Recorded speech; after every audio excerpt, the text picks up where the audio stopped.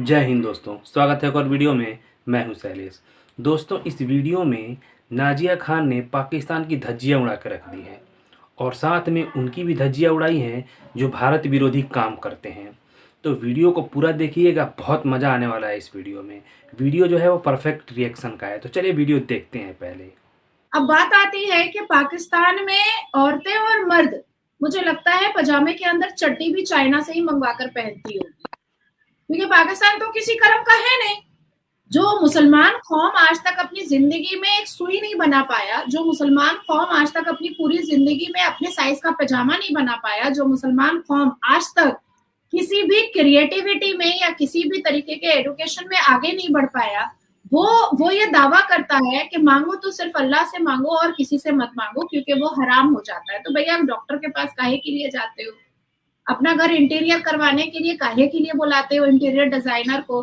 काहे के लिए जाते हो इंजीनियर के पास? काहे के लिए कोर्ट जाते हो? सारी चीजें खुद ही इस्लाम से निकाल लो। अब आपके यहाँ पब्लिक रिएक्शन आप लोग करते हैं, आप लोगों के यहाँ नौजवान लड़के 23 साल के, 14 साल के, 18 साल के, 25 साल के लड़के क्या बोलते हैं? साइंस वाइंस कुछ नहीं होता है। तो वाकई में कुरान में हम बोलते जरूर है कि कुरान का पहला वर्ड इकरा का है, पर क्या कुरान जब हम खोलते हैं तो इकरा पहले लिखा रहता है? नहीं लिखा रहता। अलम तो शरीफ लिखा रहता है, इकरा तो है नहीं। तो देखिए, जिस देश में शिक्षा नहीं होगा वो देश लफंदरबाज पाकिस्तान की तरह ही होगा। अब देखिए, हमारे भारत में MIM अवैसी साहब का है, ऑल इंडिया इत्तेहादुल मुस्लिमीन, लग रहा कोई लश्कर तैयबा चला रहा है, ऐसा ही फील होता है। मतलब क्या नाम रखे हो भैया? तुम कैसा नाम रखे हो? भारत संवैधानिक देश है, तुम उस देश में ऑल इंडिया इत्तेहादुल मुस्लिमीन, मुसलमान के लिए इत्तेहाद करने के लिए तुम अपना पार्टी बनाए हो। तुम एक भी उसमें किसी इंटर रिलीजन को एंटर नहीं करते हो, और तुम पार्लियामेंट में खड़े होकर के कहते हो कि भारतीय जनता पार्टी जो है वो सेक्युलर नहीं है, वो मुसलमानों से नफरत करती है। तो तुम भी तो हिंदू से नफरत कर रहे हो। तुम कौन से दूध के धुले हो? तुम भी तो गलत काम ही कर रहे हो। अगर तुम दूध के धुले होते तो तुम सारे धर्मों को बहुत मोहब्बत करते। अब पाकिस्तान की बात करते हैं। अल जिहाद आपके यहाँ ऑर्गेनाइजेशन, ISII आपके यहाँ, TTP आपके यहाँ, अल कायदा आपके यहाँ, लश्कर तैयबा आपके यहाँ, उसामा बिन लादेन को आप रखते हैं। अच्छा, उसामा बिन लादेन को पकड़ने के लिए पाकिस्तान ने तकरीबन 2 डेकेड US को बेवकूफ बनाया। अमेरिका से पाकिस्तान पैसा लेता था। हाँ, आज तो एकदम सही टिप देंगे, आज तो एकदम जबरदस्त टिप देंगे, आप जाइएगा और उसामा बिन लादेन को पकड़ लीजिएगा। पर हुआ कुछ नहीं।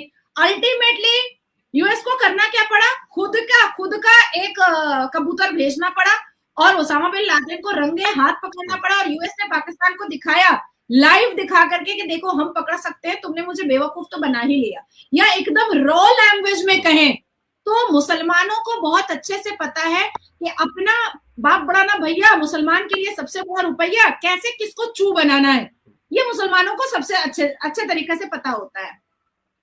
अब पाकिस्तान की एक बात मैंने बोली। अब देखिए, भारत के टुकड़े करने में जिन्ना ने कितना डायबॉलिक माइंड गेम खेला, कितना डायबॉलिक माइंड। जिन्ना जिसको कुछ भी नहीं आता था, जिन्ना जो अपने दिमाग में हमेशा शैतानी दिमाग लेकर के घूमता था, जिन्ना जो कभी उर्दू जानता ही नहीं था, जिन्ना जो लोंडिया बाज था, जिन्ना जो सुअर का गोश्त खाता था बैठ करके, उसने क्या बनाया?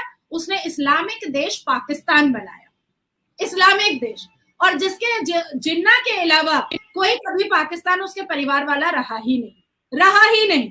और अभी जिन्ना के रिलेशन को देखिए, जो वेडिया परिवार से है, वेडिया परिवार से उनको देखिए भाई, वो अंग्रेज बने फिर रहे हैं। तो मुसलमानों से तो कोई संबंध था ही नहीं जिन्ना का, लेकिन उसको कबीला से उठ करके तख्त पर बैठना था और उसने गांधी को आराम से बेवकूफ बनाया। गांधी भी बेवकूफ बन गया क्योंकि नेहरू बहुत प्यारा था, नेहरू को भारत का प्रधानमंत्री बनाना था। तो इसलिए जिन्ना कोई भी क्रिएट ना करे कोई मुसीबत, इसके लिए एक पाकिस्तान देश बना दिया गया जिसमें सारे के सारे भारत से मुसलमान गए भी नहीं। अब आती है बात, उसामा बिन लादेन को पनाह देना पाकिस्तान का काम, दाऊद इब्राहिम को पनाह देना पाकिस्तान का काम, ISI को पनाह देना पाकिस्तान का काम, लश्कर तैयबा को पनाह देना पाकिस्तान का काम, अल कायदा को पनाह देना पाकिस्तान का काम, जिहाद के नाम पर ऑनर किलिंग करवाना पाकिस्तान का नाम, ऑर्गन ट्रैफिकिंग करवाना पाकिस्तान का नाम, पाकिस्तान का काम, लड़की बेटियां बेचना और खरीदना पाकिस्तान का काम, जो बहुत खूबसूरत और बड़ी लचकीली बेटियां होती हैं उसको हनी ट्रैप का काम देना पाकिस्तान का काम, पुलवामा अटैक करवा करके अपने हाथ को खून से रंगना, सेनाओं के खून से, भारत के सेनाओं के खून से रंगना पाकिस्तान का काम। और आज जो कोई भी पाकिस्तान की तारीफ मेरे भारत में खड़ा होकर के करता है और उनका सहयोग जो लोग करते हैं भारत के, मैं तो यही कहती हूँ कि बेशरम कौम है, बेशरम कौम है, क्योंकि हम पुलवामा ना भूले थे, ना भूले हैं, ना भूलेंगे, कभी नहीं भूलेंगे। कश्मीरी पंडितों की बेटियों का नरसंहार, जेनोसाइड करना पाकिस्तान का काम, हमारे जम्मू एंड कश्मीर को खून की नदियां और जिहाद का नंगा बाजार बनाना पाकिस्तान का काम, जिसमें बेनजीर भुट्टो सबसे ज्यादा एक्टिव थे लश्कर तैयबा के नेतृत्व में। यासीन मलिक के जरिया भारत की शांति को भंग करना और कश्मीरी पंडितों को बेघर करना, उनका मर्डर करवाना, ये पाकिस्तान का काम। भारत के मुसलमानों के दिमाग में आज भी जिहाद को रखवाना, ये भी पाकिस्तान का काम है। क्योंकि देखिए अभी हालिया में यूपी में जो लारेब हाशमी ने एक मासूम बस कंडक्टर का गला रेता, वो क्या सुनता था? वो पाकिस्तान के इस्लामिक प्रीचर को सुनता था। हमारे भारत में एक उच्ची सी 54 छाप एक एक्टर है सना खान, उसने अपने बेटे का नाम रखा है जूनियर तारिक जमील, पाकिस्तान का काम। अब वो स्विमिंग कॉस्ट्यूम और चड्डी पहनते पहनते वो चली गई है दीन की दावत देने।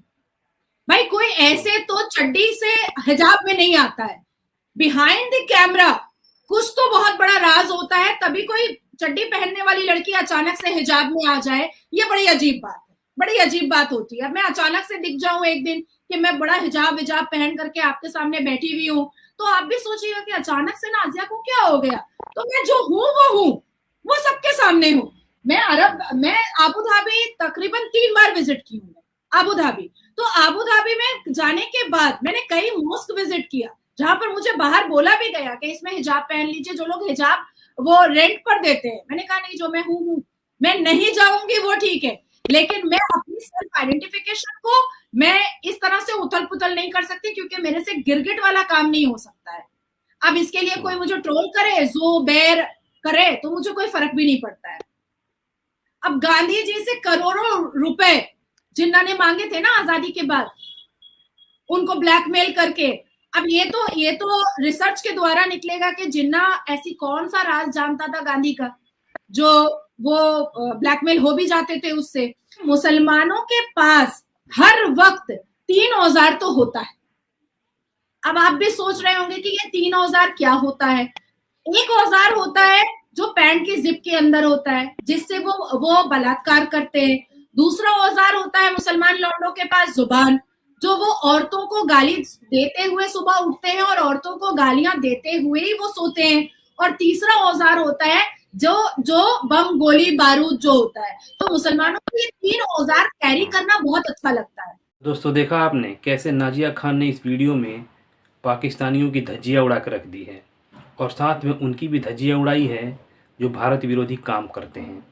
तो वीडियो आपको कैसा लगा कमेंट्स करके ज़रूर बताइएगा। आप लोग वीडियो देखते हैं लेकिन आप लोग कमेंट्स करके बताते नहीं हैं, लाइक शेयर और सब्सक्राइब नहीं करते हैं।